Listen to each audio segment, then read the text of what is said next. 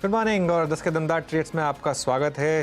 ये शो आप देखेंगे हर्षदा और मेरे थ्रू अगले आधे घंटे। और हमारे साथ पिछले शो से रचना वैद्य और सचिन जुड़े हुए हैं और आगे कमाई कराने के लिए श्रीकांत जुड़ेंगे हमारे साथ, कोटक सिक्योरिटी से श्रीकांत चौहान, और उसके अलावा विकास सालुंखे ये भी हमारा साथ देंगे। और बिग मार्केट वॉइसेस में आज हमारे साथ होंगे आदित्य बिरला सन लाइफ एएमसी के सीईओ महेश पाटिल, जिनके पास फंड और इन्वेस्टमेंट मैनेजमेंट में 30 साल से ज़्यादा का अनुभव है। ये सब आपके लिए कुछ ही देर में इस शो पर। लेकिन इससे पहले एक बार जरा मार्केट पर नज़र डालते हैं। निफ्टी हल्का सा बाउंस बैक, बहुत हल्का सा, 18,900 को फॉर नाउ प्रोटेक्ट करता हुआ 184 पॉइंट नीचे। बैंक निफ्टी 400 पॉइंट नीचे, अभी भी 42,500 के नीचे ये इंडेक्स ट्रेड कर रहा है। लेकिन आज का असली पेन पॉइंट है फिर से एक बार मिड कैप इंडेक्स, जहां पर 850 पॉइंट की गिरावट, करीब करीब 2%। एडवांस डिक्लाइन 1:14, एक बढ़ने वाले शेयर के सामने 14 गिरने वाले शेयर। और उसका अंदाज़ा आप इस चीज़ से लगा सकते हैं कि एफ&ओ मार्केट में अब सिर्फ एक गेनर है, एक्सिस बैंक, जो कि 1% ऊपर है। उसके अलावा सारे स्टॉक्स नीचे आज। और आज अर्निंग्स रिएक्शन काफ़ी ब्रूटल रहे हैं। जुबिलेंट फूडवर्क्स 5% नीचे। उसके अलावा टेक महिंद्रा में भी गिरावट, डेल्टा कॉप 4% नीचे, L&T finance, India bulls housing, NBFCs में अच्छी खासी गिरावट आज, कैनफिन होम्स, आरईसी, ये सब स्टॉक्स। पॉली कैब में आज बड़ा सेलिंग प्रेशर, 3-3.5% पॉली कैब नीचे। उसके अलावा Exide, IRCTC, PNB, Indian Hotels, SRF, SAIL, across the board selling है आज। बाइंग तो कहीं दिख ही नहीं रही है, सिर्फ एक एक्सिस बैंक को छोड़ दें तो। हर्षदा जी हाँ, बिकवाली की पोजीशंस अच्छी खासी, और इस बीच आईआरएम की लिस्टिंग होती हुई अनुज, तो उस पर भी नजर डाल लेते हैं। आईआरएम एनर्जी, जहां पर करीब 27 गुना सब्सक्राइब हुआ था ये इशू, 505 इसका इशू प्राइस था। अब देखते हैं किस तरह की पारी की शुरुआत होती हुई। 479 के आसपास सेटल होता दिखाई दिया था, लेकिन ये टिक्स जो आ रहे हैं वो 475 476 के आसपास। एक बुरा दिन इनफैक्ट अपनी पारी खोलने के लिए शेयर बाजार में करीब करीब 5-5.25% के डिस्काउंट पर यहाँ पर लिस्टिंग होती हुई दिखाई दे रही है। तो प्रेशर यहाँ पर भी डेफिनेटली बनता हुआ दिखाई दिया है। अनुज, मुझे तो डर उन सभी कंपनियों का है जो एक लंबी लाइन लगाकर अब मार्केट में उतरने की तैयारी कर रही हैं। और अनफॉर्चुनेटली जब भी ये बड़ी टेक कंपनियां या फिर सो कॉल्ड स्टार्टअप्स आते हैं, उस टाइम पे मार्केट की हालत बिगड़ जाती है।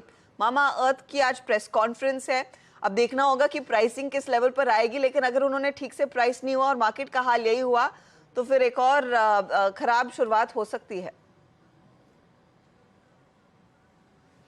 हाँ, और उनका तो एक बार पहले भी इशू हो चुका है ना, ये उनके आईपीओ को लेकर। और हर्षदा, आपको मैं एक एग्जांपल दे रहा हूँ। एक बार आप लेकर आइए आइडिया फोर्ज का शेयर। आइडिया फोर्ज का शेयर प्राइस एक बार जरा स्क्रीन पर रखिए। और उसका आप मैं एक चीज़ कहूँगा इसमें बस थोड़ी सी, कि ये आज का चार्ट है आइडिया फोर्ज का, ये एक महीने का चार्ट है, ठीक है ना। 15% एक महीने में गिरा है, 3 महीने का कर दीजिए अब इसको ज़रा। और उसके बाद देखते हैं कि 3 महीने में क्या रहा है ये शेयर। 33% गिरा है, ठीक है। इसका जो प्राइस था आइडिया फोर्ज का, वो था करीब करीब 672 रुपये पर शेयर। 672 रुपये पर ये आईपीओ आया था। लिस्टिंग वाले दिन इसने अपना हाई बना दिया था 1167 रुपये के करीब, और वहाँ से one way decline. Fancy stocks में, फैंसी सेक्टर्स में यही होता है। ये हमने एक बार पहले देखा था जोमेटो में, फिर देखा था नज़ारा में। ये तो आईपीओ की कहानी है, ये रिपीट होती रहती है। लेकिन आप बिल्कुल सही कह रही हैं, इस समय जो आईपीओ लेके आ रहा है वो सोच रहा है कि शायद गलत टाइम पे तो नहीं आ गए हम आईपीओ लेकर। दिक्कत यही होती है कि जब तक ये लोग मन बनाते हैं, मार्केट भी टर्न कर जाता है। लेकिन देखते हैं वहां पर प्राइसिंग बहुत अहम रहेगी इन सभी कंपनियों के लिए, कि थोड़ा सा आप हाथ में छोड़े निवेशकों के लिए। अगर आप वैसे ही बहुत अग्रेसिव प्राइसिंग लेकर आएंगे इस तरह के मार्केट में, ज्यादा कुछ होगा नहीं। चलिए, हमारे जानकार अब तैयार है अपने ट्रेड्स लेकर 10 के दमदार ट्रेड में। श्रीकांत, गुड मॉर्निंग, बताइए। वीकनेस तो परसिस्ट कर रही है, ट्रेड्स क्या ले रहे हैं आप? या गुड मॉर्निंग अनुज, गुड मॉर्निंग अर्षदा। तो देखिए, बिल्कुल मार्केट में वीकनेस है। और अगर आप एडवांस डिक्लाइन को देखते हो, या तो पुट कॉल रेशो को देखते हो, या जिगजैग करेक्शन के लेवल्स को देखते हो, मुझे लगता है कि मार्केट में एक ओवर रिएक्शन आ रहा है, या तो ओवर एक्सट्रीम लेवल्स पे मार्केट आ चुका है। नो डाउट कि जैसे ग्लोबल मैक्रोस बने हुए हैं, जैसे फ्लोज बने हुए हैं, एक मार्केट में फियर है। लेकिन मुझे लगता है यही एक लेवल है कि जहां पे कुछ आप अच्छे स्टॉक्स को लेके यहाँ से शॉर्ट टर्म से मीडियम टर्म का व्यू बिल्कुल ले सकते हो। मुझे लग रहा है कि मार्केट में इन लेवल्स के करीब कुछ लॉन्ग की पोजीशंस बना सकते हैं। इनफैक्ट अगर निफ्टी के अगर नेक्स्ट वीक के यानी कि अगले एक्सपायरी के अगर कॉल ऑप्शंस देखते हैं तो मुझे लगता है 19,100 के कॉल ऑप्शंस को लॉन्ग किया जा सकता है। तकरीबन 90 रुपए के करीब अभी ये ट्रेड कर रहे हैं। अगर इन्हें लॉन्ग करते हैं तो यहाँ पे 30 रुपए का स्टॉप लॉस रखें और टारगेट्स नजर आते हैं वापस मुझे 150 से लेकर 200 के, तो 19,100 के कॉल ऑप्शंस निफ्टी के खरीदे जा सकते हैं करंट लेवल से, बट अगले एक्सपायरी के। साथ ही साथ मुझे लग रहा है कि यहाँ पे अगर इस पर्टिकुलर मार्केट में अगर कुछ लॉन्ग करना है तो जहाँ पे अच्छे नतीजे आ रहे हैं, तो जैसे एक्सिस बैंक है, करंट लेवल से इसे लॉन्ग करें 966 967 पे। यहाँ पे लगता है कि 990 995 के लेवल्स नजर आ सकते हैं। स्टॉप लॉस हमें रखना पड़ेगा एट 945। तो ये 2 स्टॉक्स या इनफैक्ट 2 ट्रेडिंग कॉल्स रहेंगे। एक्सिस बैंक में एक तेजी की पोजीशन आप कह रहे हैं लेकर चले, स्टॉप लॉस यहाँ पर 945 का रहेगा और आपका दूसरा ट्रेड 19,100 की कॉल लेना है, राइट श्रीकांत? यस, 19,100 की कॉल लेनी है, लेकिन वो अगले एक्सपायरी की लेनी है हर्षदा। हाँ, और अगर मैं लेता हूँ अगर उसे 19,100 में, तो 19,100 के स्ट्राइक प्राइस का कॉल ऑप्शन अभी ट्रेड कर रहा है फिलहाल 86 87 में। करंट लेवल से इसे खरीदे, स्टॉप लॉस रखिए एट 30 यानी 50 पॉइंट का स्टॉप लॉस रखना है। टारगेट्स नजर आते हैं 150 से लेकर 200। ओके, चलिए ये इस समय निफ्टी की एक कॉल हो गई। सचिन, आपकी फ्रेश कॉल्स क्या होंगी इस समय की? जी, मुझे लग रहा है यहाँ पर फोकस फार्मा पे ही करना है। वहां पर काफी अच्छे मूव्स मिल रहे हैं एंड डीवीज लैब में एक काफी बड़ी वर्टिकल ड्रॉप हुई थी पिछले 7 दिनों से। लगातार यहाँ पर सेलिंग प्रेशर नजर आ रहा था एंड अभी भी जिस तरीके से ये 3400 के सपोर्ट को चैलेंज कर रहा है, तो मुझे लग रहा है जल्दी इस पर्टिकुलर लेवल के नीचे की एक ब्रेकडाउन मूव भी नजर आनी चाहिए। तो यहाँ पर डीवीज लैब में भी फ्रेश शॉर्ट पोजिशन बनाने की सलाह होगी। अगर हम नवंबर के लेवल्स देखें तो लगभग आज सुबह ओपन हाई बनाया है 3450 के आसपास का, तो वहीं पे आपको स्टॉप लॉसेस लगाने हैं एंड 1 से 2 दिनों में मुझे लग रहा है लगभग अराउंड 3340 के आसपास का एक स्विंग बन सकता है डिवीज लैब के फ्यूचर्स में। तो यहाँ पर बिकवाली करनी है डिवीज लैब में। एंड जो दूसरा स्टॉक है जहाँ पर एक फ्रेश वीकनेस नजर आ रही है, जहाँ पे एक ब्रेकडाउन नजर आ रहा है, वो है पीएफसी का। यहाँ पर भी इमीडिएट बेसिस पे मुझे लग रहा है 225 के आसपास का एक इंटरमीडिएट स्विंग बनना चाहिए। तो यहाँ पर भी नवंबर के फ्यूचर्स में फ्रेश बिकवाली करने की सलाह होगी 235 के स्टॉप लॉस के साथ। पीएफसी में मंदी का ट्रेड, डीवीज लैब में मंदी का ट्रेड, वीकनेस एनकाउंटर्स में आगे और बढ़ेगी। विकास, गुड मॉर्निंग, बताइए आपके दो ट्रेड्स क्या है? Good morning Harshada. देखो, ओवरऑल मुझे भी लग रहा है कि मार्केट में जो एक्सट्रीम सेल ऑफ देखने मिला था, अभी फिलहाल तो एक सपोर्ट देखने मिल सकता है। 18,870 एक इमीडिएट सपोर्ट यहाँ पे मार्केट में देखने मिल सकता है। तो मुझे भी लग रहा है कि यहाँ से एक पुल बैक रैली यहाँ पे वापस देखने मिल सकती है। मुझे भी लगता है कि श्रीकांत जी ने जो कहा है, ऊपर में मुझे लगता है वापस 19,200 के आसपास वापस एक पुल बैक रैली देखने मिल सकती है इस इंपॉर्टेंट सपोर्ट लेवल से। तो मुझे लगता है कि यहाँ पे बाय करने की अपॉर्चुनिटी रहेगी। मुझे आईटीसी यहाँ पे स्ट्रांग लग रहा है। हमने देखा था कल भी आईटीसी में लास्ट में जो बाइंग देखने मिली थी, आज भी अगर देखो तो आईटीसी में एक अच्छा मूव यहाँ पे कैरी करते हुए देखने मिल रहा है। तो आईटीसी को यहाँ पे बाय करना है। स्टॉप लॉस 426 के आसपास का एक स्टॉप लॉस लगा के आईटीसी में जो टारगेट ऊपर निकल के आ रहे हैं वो 448 के आसपास के निकल के आ रहे हैं। तो आईटीसी यहाँ पे मुझे लगता है बाय करना चाहिए। एक अच्छा कैंडिडेट यहाँ पे लग रहा है कि एक अच्छा रैली यहाँ से कंसिडर हो सकता है।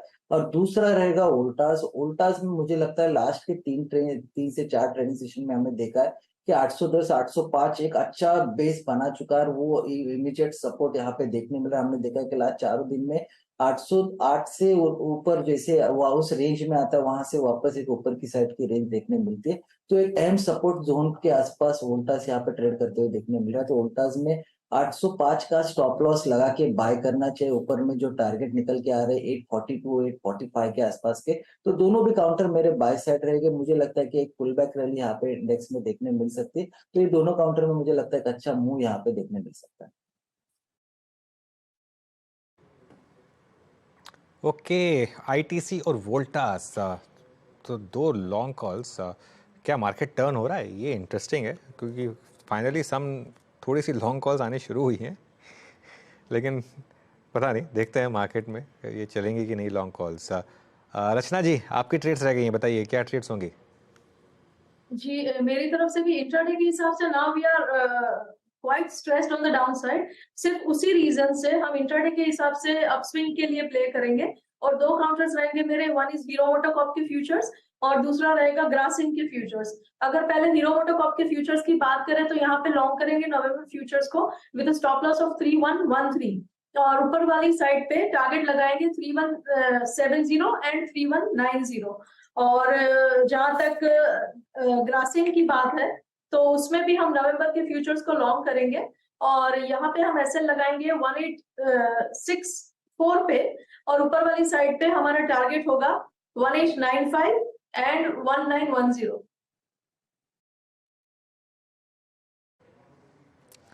ओके, चलिए ये इस समय इंट्राडे में लॉन्ग्स बन रहे हैं क्योंकि शायद मार्केट बहुत प्रेस्ड है डाउन साइड पर और एक रिकवरी आ सकती है, ये इस होप में कुछ ट्रेड्स और कुछ प्राइस पैटर्न भी दिखा रहे हैं। ऐसा नहीं है कि सिर्फ होप ट्रेड्स हैं, प्राइस पैटर्न्स भी इस हिसाब से बता रहे हैं कुछ। जुबिलेंट फूडवर्क अब 6% नीचे 500 ब्रेक करता हुआ, डेल्टा कॉप 3.5% नीचे, टेक महिंद्रा 1100 ब्रेक करने की तैयारी करता हुआ, तो काफ़ी डिक्लाइन यहाँ पर। लेकिन 2-3 स्टॉक्स हैं जो थोड़ी सी बाइंग दिखा रहे हैं। आईटीसी जो अभी भी पिक किया गया पैनल के द्वारा, आईटीसी में हल्का सा बाइंग इंटरेस्ट आपको इस समय दिखाई देगा। ये स्टॉक इस समय ग्रीन में है। चलिए एक काम करते हैं, एक बहुत छोटा सा ब्रेक लेते हैं और उसके बाद जब लौटेंगे तो महेश पाटिल जुड़ेंगे हमारे साथ।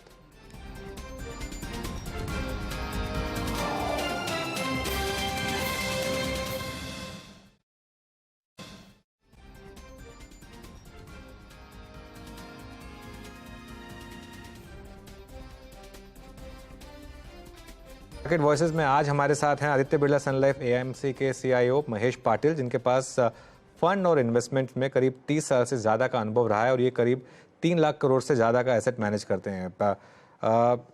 Mahesh ji, good morning. बताइए इस समय इस टफ फेज में मार्केट को आप कैसे अप्रोच कर रहे हैं? या सो आई मीन लास्ट 1-2 हफ्ते में देखा हमने कि मार्केट में जो वोलेटिलिटी है वो बढ़ गई है और इसका कारण एक तो ग्लोबल साइड में भी हमें दिख रहा है कि एक तो इंटरेस्ट रेट्स जो यूएस बॉन्ड यील्ड्स जो थे काफी स्पाइक हो गए थे, ऑलमोस्ट 5% टच कर गए, तो यहाँ पे थोड़ी रिस्क बन रही थी और आई मीन इसराइल में भी जो कॉन्फ्लिक्ट हो रहा है उसके कारण भी थोड़ी सी नर्वसनेस है। सो इंडियन मार्केट अभी तक तो काफी अच्छा होल्ड कर रहा था और जिस तरह से ग्लोबल मार्केट में थोड़ी कंसर्न्स आने लगी तो यहाँ पे भी हमने रिएक्शन देखा है और ज्यादा रिएक्शन मिड कैप और स्मॉल कैप में आया है। हालांकि ये सेक्टर जो है वो लास्ट 9 मंथ्स में काफी अच्छे उभर के आए थे, तो वहाँ पे काफी इन्फ्लुएंस भी आए थे म्यूचुअल फंड्स के small and mid cap fund में, तो वहाँ पे थोड़ी हमें ज्यादा वोलेटिलिटी दिख रही है वहाँ से। हालांकि अगर नतीजे देखेंगे कंपनीज के जो आ रहे हैं अभी Q2 के नंबर्स जो आ रहे हैं, सो नतीजे कुछ मिक्स बैग है बट ठीक ठाक ही लग रहा है। बैंक्स के नंबर्स ठीक है, आईटी में थोड़ी स्लो डाउन दिख रही है, डाउनग्रेड्स है, ऑटो के नंबर्स भी ठीक है। सो ऐसा नहीं लग रहा है कि मार्केट में कुछ डरने की बात है। ओवरऑल ग्रोथ नंबर्स ऑल्सो जो है, इकोनॉमी की जो ग्रोथ ट्रेजेक्ट्री है जो हम मॉनिटर करते हैं मंथली बेसिस पे नंबर, तो अंडरलाइंग इकोनॉमी की ग्रोथ ठीक ही चल रही है और उसके कारण अर्निंग्स ग्रोथ ये साल की जो रहेगी निफ्टी की अराउंड 15-16% के आसपास होने की उम्मीद है। तो इसके कारण अभी मार्केट में अभी जो करेक्शन फेज आ रही है उसके कारण अभी मार्केट का स्पेशली निफ्टी का अगर देखोगे लार्ज कैप का जो वैल्यूएशन है वो अभी करेक्ट होके लॉन्ग टर्म एवरेज के आसपास आ रहा है। तो आई थिंक मार्केट यहाँ पे थोड़ी डाउन से और हो सकती है बट एक अच्छे लेवल पे आ गए जहाँ पे लॉन्ग टर्म इन्वेस्टर्स इन्वेस्ट करने के लिए देख सकते हैं। हालांकि ग्लोबल मार्केट में अभी भी गुंजाइश है कि और नीचे और आ सकता है, बिकॉज वहाँ पे जो स्लो डाउन होगा because of higher interest rates उसका इम्पैक्ट आपको 1-2 क्वार्टर और वहाँ पे देख सकता है। ओके, तो महेश जी, इस समय मार्केट में जो सबसे ज़्यादा इम्पैक्ट आ रहा है वो बैंकों पर आ रहा है। Banks, large cap private banks चल ही नहीं रहे हैं इस मार्केट में। ऐसा आपको क्यों लग रहा है? क्योंकि नंबर्स ठीक ठाक ही रहे हैं सबके, कुछ खराब रहा नहीं और ऐसा भी नहीं है कि कोई बहुत ज़्यादा बड़ी रैली आ चुकी थी इनमें पहले। या सो बैंक्स में राइट आपका ज्यादा बिकॉज बैंक्स में उसका एक कारण है, मोर टेक्निकल फैक्टर है कि बैंक्स में ओवरऑल ओनरशिप भी काफ़ी ज़्यादा थी, स्पेशली फॉरेन इन्वेस्टर्स की एफआईआईस की देखोगे, वैसे बैंकिंग और फाइनेंशियल्स ओवरऑल बेंचमार्क में भी काफ़ी बड़ी मात्रा में उसका वेटेज है। तो जभी भी मार्केट में नेगेटिव एफआईआई सेलिंग आती है, तो हमें देखते हैं कि बैंक्स में उसके ऊपर ज़्यादा इम्पैक्ट आता है। हालाँकि बैंक में जैसे आपने ठीक बात की कि नतीजे ठीक-ठाक ही हैं। खाली एक कारण और एक हो सकता है कि बैंक में हमने देखा है कि जो बैंक की जो प्रॉफिटेबिलिटी है, जो मार्जिन नेट इंटरेस्ट मार्जिन है, वो एक तरह से पीक आउट हो गया है बिकॉज़ अभी जो बैंक्स को बेनिफिट मिल रहा था, जब भी इंटरेस्ट रेट्स ऊपर जा रहे थे, तो मार्जिन निम्स जो है बैंक्स की वो बढ़ रही थी। अभी यहाँ पे भी रेट हमें लग रहा है कि पीक आउट हो रहा है, तो जो इम्प्रूवमेंट था निम्स में, वो पीक आउट हो गए, तो यहाँ पे आगे जाके थोड़ी निम करेक्शन आ सकती है। इसलिए जो नतीजे आएँगे बैंक्स में अगले 2-3 क्वार्टर में, वहाँ पे इतनी ज़्यादा ग्रोथ नहीं होगी, बट अंडरलाइंग क्रेडिट ग्रोथ काफ़ी अच्छी है, अराउंड 15% है। सो हमें नहीं लग रहा है कि बैंक्स में वरी करने की कुछ ज़रूरत है फंडामेंटली। हाँ, बिकॉज़ ऑफ टेक्निकल फैक्टर जो एफआई की सेलिंग हो रही है और ओनरशिप है, उसके कारण ये सेक्टर हमें वीक दिख रहा है। Mahesh, good morning. टेक्नोलॉजी कंपनियों के नंबर्स सारे आ चुके हैं और एक सिरे से सभी कंपनियों ने कहा है कि देखिए अभी भी पेन है, या तो अपने इनके क्लाइंट्स स्पेंडिंग को कम कर रहे हैं या फिर उसे पॉज कर रहे हैं। उस कमेंट्री में कोई बदलाव नहीं, लेकिन दूसरी तरफ H2 को लेकर उम्मीद है। आपको क्या लग रहा है, कुछ रिवर्सल आएगा इनकी अर्निंग्स में इन द सेकेंड हाफ, या फिर ये मामला FY25 तक टल गया है? तो आईटी सेक्टर के अगर बड़ी कंपनीज के आप नतीजे देखते हैं और उनकी कमेंट्री अगर सुन रहे हैं, तो एक तो बिकॉज ग्लोबल कंसर्न होने के कारण बड़ी कंपनियां जो है आईटी स्पेंड्स के डिस्क्रिशनरी स्पेंड है उसको थोड़ा डिले कर रही है। सो उसके कारण ओवरऑल जो ग्रोथ नंबर्स है ट्रेजेक्टरी वो हमें काफी कम दिख रही है। हालांकि जो डील पाइपलाइन है कंपनीज की, जो ऑर्डर बुकिंग वगैरह है, वो काफी ठीक ठाक है, खाली एग्जीक्यूशन स्लो डाउन हुआ है। और जिस तरह से जैसे मैंने बात की कि यूएस में इंटरेस्ट रेट्स अभी ज्यादा है, और अभी रिसेंटली इसराइल में जो कॉन्फ्लिक्ट हुआ उसके कारण थोड़े जो कॉर्पोरेट्स है, ग्लोबल कॉर्पोरेट्स, आईटी स्पेंड्स में थोड़ी और इतनी जल्दी से स्पेंड्स नहीं बढ़ाएंगे ऐसा लग रहा है। तो इसका कारण है कि अगले एक आध क्वार्टर 2 क्वार्टर में भी हमें लग रहा है कि जो स्लो डाउन दिख रही है हमें टॉप लाइन में, वो बरकरार रह सकती है।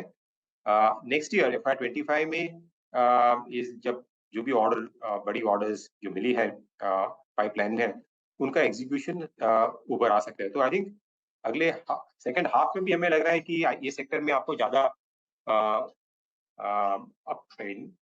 आउटलुक जो है ज्यादा इम्प्रूव होने की संभावना कम लगती है। तो टॉप लाइन में इम्प्रूवमेंट अगले 2 क्वार्टर्स में कम ही रहेगी, शायद और गिरावट आ सकती है इन स्टॉक्स में, लेकिन शायद वो एक मौका भी रहेगा। अच्छा, ये बताइए कि इस समय अगर आप मार्केट में अपने आप को पोजीशन करना चाहें, तो क्या लार्जली आप लोग अपने पैसे को अब हैवीज की तरफ एलोकेट करेंगे? क्योंकि अब तक जो भी फंड फ्लो आया था वो बड़े पैमाने पर छोटे मझौले कंपनियों की तरफ आता हुआ दिखाई दिया था। क्या वहां पर भी रिकैलिब्रेशन होगी इस करेक्शन के बाद? या सो थोड़ा सा हमारा झुकाव जो है वो लार्ज कैप कंपनीज और जो फ्रंट लाइन कंपनीज है उसके तरफ है, बिकॉज वहाँ पे हमें ज्यादा सेफ्टी दिख रही है। वहाँ पे जैसे मैंने बात की कि निफ्टी की जो है ओवरऑल वैल्यूएशंस ठीक ठाक है। सो काफी small cap mid cap companies काफी लास्ट 6-9 मंथ्स में काफी भाग गए थे, वहाँ पे थोड़ी प्रॉफिट बुकिंग हो सकती है। सो आई थिंक यहाँ से मार्केट में रिस्क जो है एक तरह से थोड़ा सा रिस्क ऑन जैसे सिनारियो दिख रहे हैं, उसके कारण जो छोटी कंपनीज है जहाँ पे अर्निंग्स की विजिबिलिटी कम है, वहाँ पे हमें होशियार रहना चाहिए। और जो स्टॉक्स में काफी बढ़ोतरी हुई है और जिनके ओवरऑल फंडामेंटल इतने इम्प्रूव नहीं है, वहाँ पे प्रॉफिट बुकिंग करनी चाहिए। तो एक तरह से पोर्टफोलियो में थोड़ा कंसोलिडेशन के लिए अच्छा ये मौका है कि थोड़ा पोर्टफोलियो लास्ट 1 साल में हमने देखा कि मार्केट की ब्रेड काफी बढ़ गई थी, तो काफी स्टॉक्स पोर्टफोलियो में थोड़े बढ़ गए थे। तो ये मौका है कि पोर्टफोलियो के थोड़ा कंसोलिडेट करके जो फ्रंटलाइन कंपनीज है और जो even mid cap small cap में जो बड़ी और लीडिंग कंपनीज हैं वहाँ पे थोड़ी कंसोलिडेशन हम कर रहे हैं। और आई थिंक ये मार्केट में ऐसा नहीं है कि जो मिड एंड स्मॉल कैप में जो करेक्शन लग रही है, हमें लग रहा है कि वो करेक्शन शॉर्ट टर्म करेक्शन है। अगर इंडियन इकोनॉमी अगर अच्छी कर रही है तो काफ़ी small cap and mid cap companies long term के लिए अच्छे परफॉर्म कर सकते हैं, अच्छी अर्निंग्स आ सकती है। बट हमें काफ़ी सिलेक्टिव रहना पड़ेगा ये मार्केट में। जो सब स्टॉक चल रहे थे लास्ट 6-9 महीने में, आई थिंक वो वैसा सिनेरियो अभी हमें देखने को नहीं मिलेगा। काफ़ी स्टॉक स्पेसिफिक मार्केट में रिएक्शन होगा।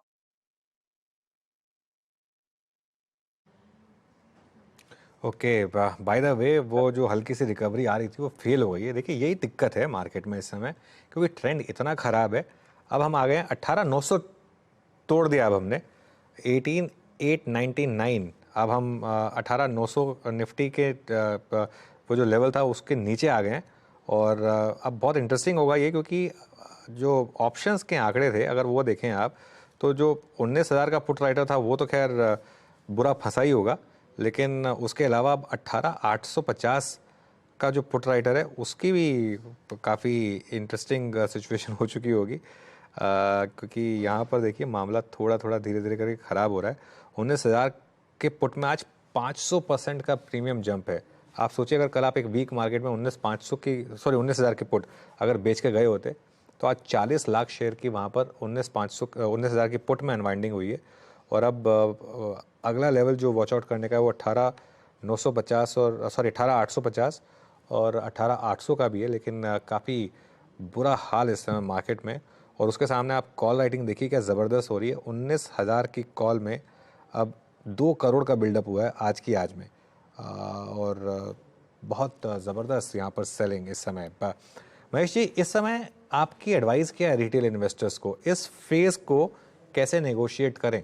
क्योंकि कई लोगों को एक टेम्पटेशन होती है कि हमने पैसा बहुत बनाया था, अब मार्केट में अगर ज़्यादा बड़ी करेक्शन आ रही तो हम एक बार के लिए निकल जाएं और नीचे क्यों ना वापस री एंट्री करें। आपका क्या एडवाइस होगा इस समय? तो ऐसे इसके लिए अपने को देखना पड़ेगा कि मार्केट का शॉर्ट टर्म और लॉन्ग टर्म व्यू, राइट?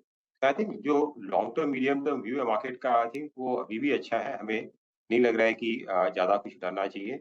हालांकि शॉर्ट टर्म में जो रिएक्शन आने की जरूरत थी, बिकॉज जैसे मैंने बात की कि ग्लोबल फ्रंट पे थोड़ी रिस्क ऑफ है, और मार्केट्स ऑल्सो काफ़ी थोड़ी जल्दी भाग गए, specially mid and small cap में। तो हमें लग रहा है कि ये करेक्शन फेज है। यहाँ पे अभी मार्केट से अगर आप ये लेवल से अगर बेचते हैं तो वापस री एंट्री करना बहुत मुश्किल होगा रिटेल इन्वेस्टर्स के लिए। हालांकि नई इन्वेस्टमेंट जो कर रहे हैं, जो हम पहले से बात करें कि थोड़े से रुक के कीजिए, थोड़ा स्प्रेड आउट कीजिए। अगर SIP आप कर रहे हैं तो उसको कंटिन्यू कीजिए, उसको ब्रेक करने की कोई जरूरत नहीं। आई थिंक ये जो करेक्शन आ रही है वो एक I mean well kind of anticipated correction है। जो नॉर्मल इवन बुल मार्केट में हमने देखे हैं कि इस तरह की अराउंड 10% की करेक्शन काफी बार आती है। हमें लग रहा है कि ये ऐसी एक करेक्शन है, ज्यादा इस डरने की बात नहीं है, बिकॉज अंडरलाइंग फंडामेंटल्स काफी ठीक है।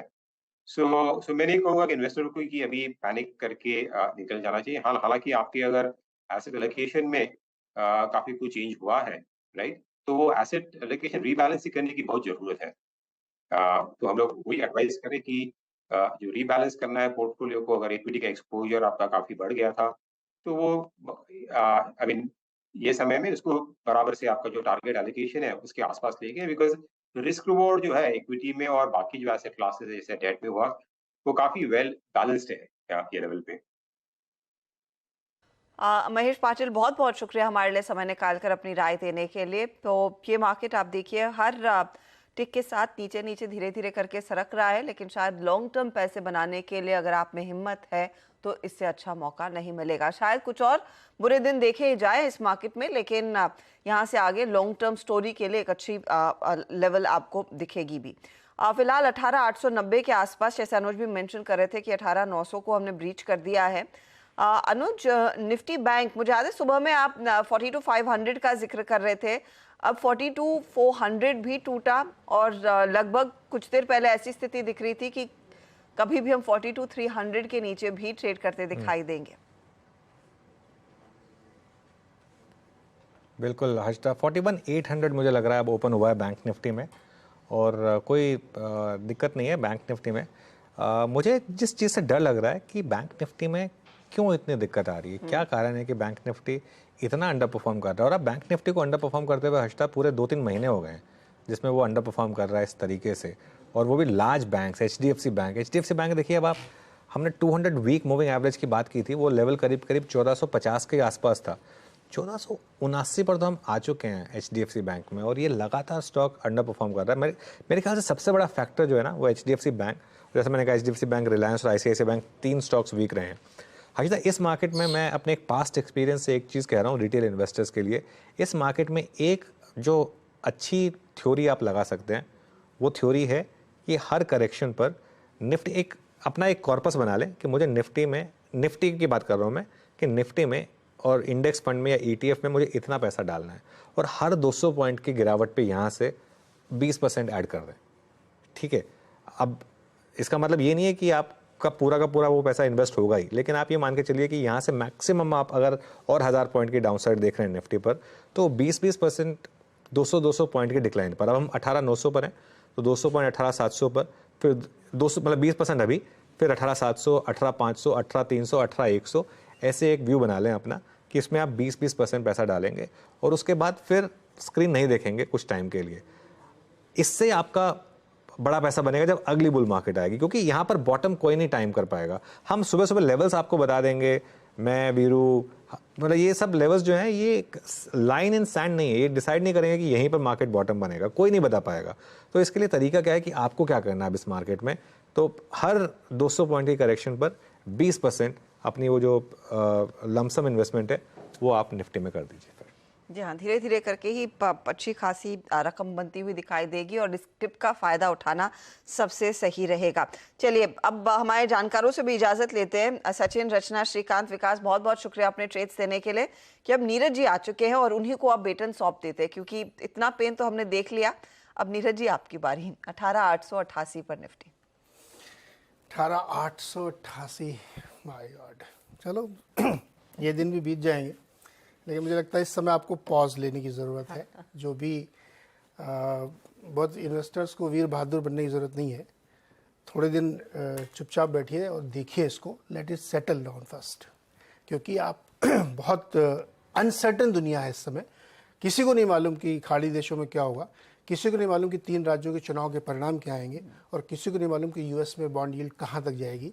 तो एक बेटर स्ट्रेटजी हो सकती है कि आप थोड़े दिन थोड़ा बैठिए, सीरीज देखिए, मूवी देखिए, खाना पीना खाइए, चुपचाप बैठिए, take it a pause, rather कि मैं कुछ करना ही है मुझे, चलो अंताक्षरी खेलते हैं, वो मत करिए आप।